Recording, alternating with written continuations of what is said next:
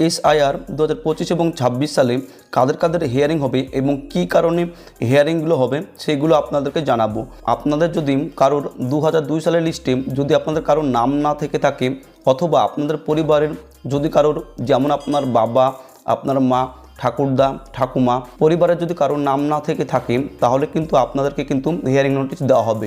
যদি কোনো পরিবারের 6 জনের বেশি যদি আপনার নামে আপনার ম্যাপিং করে থাকে, ধরুন আপনার 6 জন ছেলে মেয়ে রয়েছে, সেই 6 জন ছেলে মেয়ে আপনার নাম দিয়ে আপনার 2002 সালের আপনার নাম দিয়ে আপনার 2002 সালের যে SIR লিস্ট, সেই লিস্ট দেখিয়ে কিন্তু আপনার যে 6 জন সদস্য, সেই 6 জন সদস্য যদি আপনার ম্যাপিং করে থাকে, তাহলেও কিন্তু আপনাদেরকে প্রত্যেকে কিন্তু হিয়ারিং নোটিশ কিন্তু দেওয়া হবে। আপনাদের এলাকার, আপনাদের বুথের অথবা আপনাদের এলাকার এমন কিছু ভোটার রয়েছে যাদের বয়স কিন্তু 50-এর বেশি রয়েছে।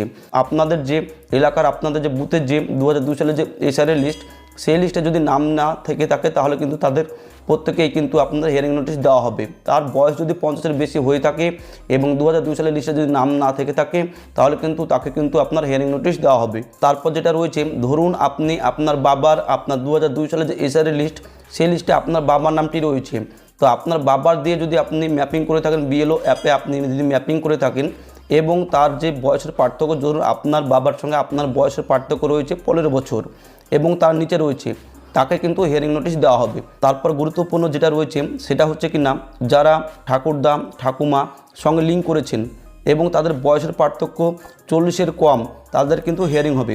অবশ্যই মনে রাখবেন, যারা ঠাকুরদা, ঠাকুমার সঙ্গে লিঙ্ক করেছেন এবং বয়সের পার্থক্য 40-এর কম, তাদের কিন্তু হিয়ারিং হবে। তারপর আবার যেটা রয়েছে সেটা হচ্ছে, যদি আপনি আপনার যে নামটি রয়েছে, আপনি ধরুন আপনার বাবার যে SIR যে 2002 সালের লিস্ট ছিল, সেই লিস্ট দেখে আপনি BLOকে জমা করেছিলেন, ফর্মটি, ইনোভেশন ফর্মটি জমা করেছিলেন, সেই সময় আপনার বাবার 2002 সালে যে নামটি ছিল, সেই নামের সঙ্গে 2025 সালে যদি নামের মিল না থাকে, তাহলে কিন্তু তার যে হিয়ারিং সেটা কিন্তু হবে। অবশ্যই মনে রাখবেন, এক্ষেত্রে কিন্তু ছেলেদেরকেই বেশি কিন্তু আপনাদেরকে হিয়ারিং করতে হবে, কারণ তাদের ফাদার নেম মিসম্যাচের জন্য। তো এই সব গুরুত্বপূর্ণ কারণগুলির জন্যই কিন্তু আপনাদেরকে হিয়ারিংয়ে ডাকা হবে। তো আপনারা এই ভিডিওটিকে লাইক করে দেবেন।